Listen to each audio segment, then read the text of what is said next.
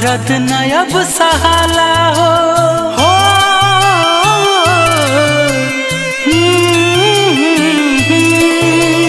रही रही के खूब दुखाला हो, दर्द न अब सहाला हो।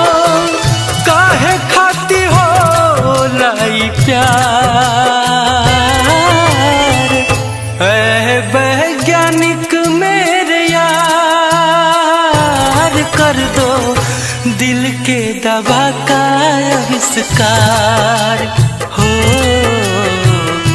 ऐ वैज्ञानिक मेरे यार, कर दो दिल के दवा का आविष्कार। नाही लागे खाइल पियल, लागत बोझ अब धरती पे जियल।